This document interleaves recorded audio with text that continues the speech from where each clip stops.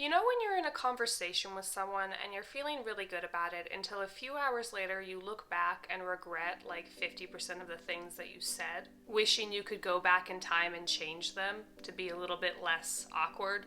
Even worse, when you can't seem to allow these thoughts of awkwardness to exit your mind once they've entered. Or even worse, when you start to have those types of thoughts during a conversation, but you can't seem to stop the speeding bus you're on before it crashes into the ice cream truck that's a half a block ahead of you.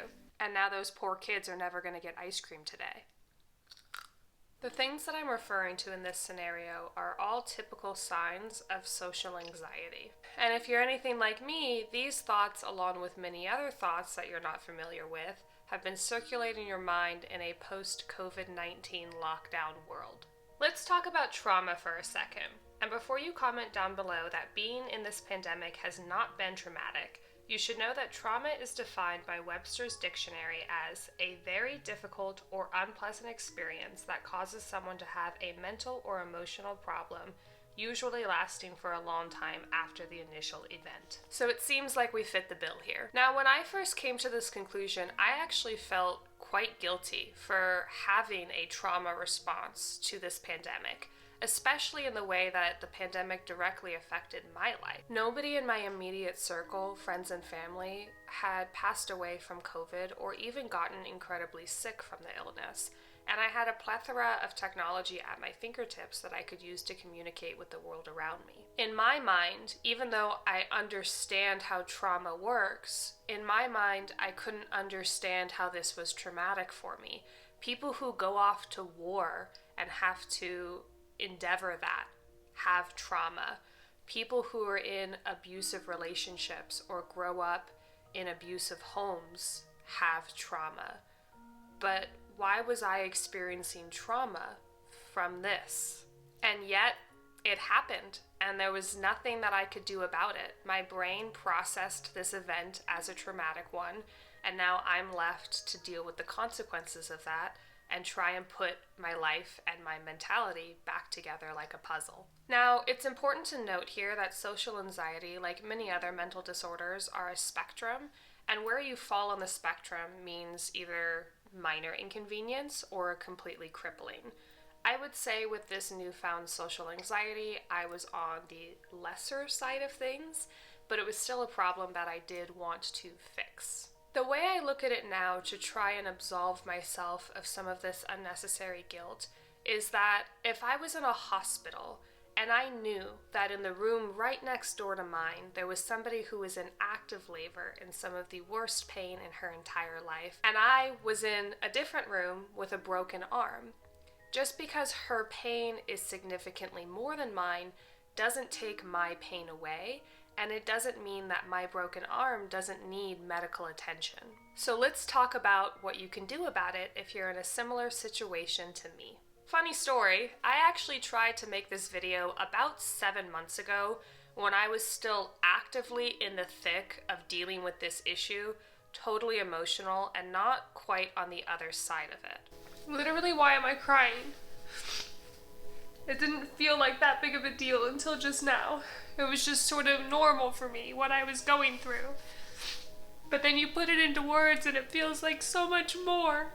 But then I decided to not post that video because although it would have been a little bit cathartic for me and perhaps a little bit helpful for other people, I would prefer to come at it from the other side and be able to actively give solutions and advice to anybody who's struggling with this too, rather than just adding to the negative noise that's already sort of everywhere on news outlets and social media. So let's talk about some options. Option number one, very clear cut, is to find yourself a therapist. There's a lot of proven ways to deal with social anxiety, and I'm no therapist. I only know what worked for me, so my first recommendation for you would be to find yourself a professional therapist to help you with this that you're struggling in your life. Cue the BetterHelp sponsorship that I do not have. If you are still living in the year 2022 and you have the belief that therapy is only for crazy people, I'm sorry to say that you are absolutely terribly mistaken. Actually, I'm not sorry to say, you are terribly mistaken. A therapist is a neutral third party, so you can talk to them about literally anything, and it's not going to get around. You know, if you talk to your aunt about something, maybe she tells your mom, maybe she tells your grandma, and it's not quite as secure as talking to somebody who's completely removed from your situation and can look at it from a vantage point of neutrality, and also legally has to keep your secrets unless you intend to hurt yourself or somebody else. A therapist can help you unscramble your mind enough for you to properly process these things and then move on in your life in a way that's beneficial to you. Now, let's say therapy isn't an option for you for whatever the reason may be. I know that it isn't always accessible or affordable for everybody who may be seeing this video. So again, I am not a therapist, but I can tell you what worked for me, and that is exposure therapy. So let's define exposure therapy really quick before we get started. Exposure therapy is a technique in behavior therapy to treat anxiety disorders. Exposure therapy involves exposing the target patient to the anxiety source or its context without the intention or cause of any danger. Now, before we go any further, I think it is important to note before you go out and try exposure therapy that depending upon the trauma and also your own mental makeup, exposure therapy is not always a recommended avenue for dealing with things like anxiety and trauma. In fact, in a lot of instances, exposure therapy can make trauma worse because you're experiencing and re-triggering the event in your mind.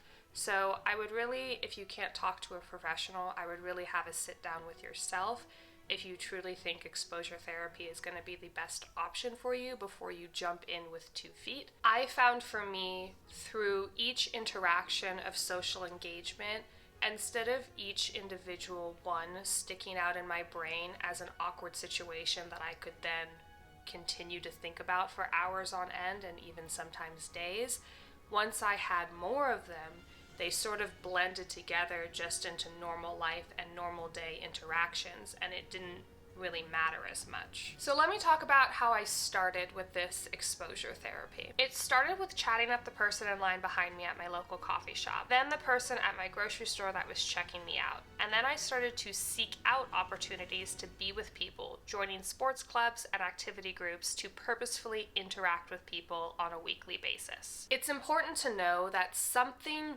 big in your life and globally is what caused this newfound problem to exist. So it's going to take something big and your active participation to fix it. It's not just going to go back to normal because things are not normal. A big tip here that I'm sure you've noticed if you've been working through this pandemic or even just hanging out through Google Meets and Zoom through this pandemic is that this is best done when in person. Zoom is tricky because you miss out on a lot of body language when you're communicating through a screen. And according to Albert Merherban, apologies if I'm mispronouncing that, I most likely am, he was a researcher of body language and communication, and he determined that 55% of the way we humans communicate is through nonverbal cues and body language alone. So when you're talking through a screen and you're missing most of that, it's difficult to conquer the social anxiety when 55% of the social cues are missing. So I determined for my exposure therapy that these exposure sessions had to be in person. And of course, in the safest way possible, with both parties wearing masks, myself vaccinated. So this brings me to my next talking point, which is you have to build these tolerance sessions gradually. You have to walk before you can run. I would recommend starting with your grocery store clerk. The next time you're going to get groceries, instead of going to the self-checkout as per usual, go ahead and wait in the usually longer line to try and have a conversation with the grocery store clerk as you're having your groceries checked out. And then the next time you're in the grocery store in the line getting ready to talk to the grocery store clerk, chat up the person in the line behind you, and then you're having 2 interactions at once. But it's important to build these things gradually. Now, it is important to know that everybody who is watching this video is probably not American, and I know in most other countries it's not very common to have small talk with strangers, so if you're not American, Perhaps this is not the best path for you, and your results may vary. But again, I'm just telling you what worked for me, and I do live in the United States. If you're going through anything similar to what I'm going through, I highly recommend giving yourself grace and understanding that there was a huge impact to the world 2 years ago, and it's okay to not be okay, and it's okay to not be normal right away. So give yourself grace and patience as you work through the motions of trying to get back on the train track that you were on before March of 2020. You do not have to accept that this is just your new reality now, and it is what it is, and just grin and bear it. You absolutely can grow and mature as a person in every facet in your life, but especially this one. And with all of that being said, I'll see you in the next one. Bye!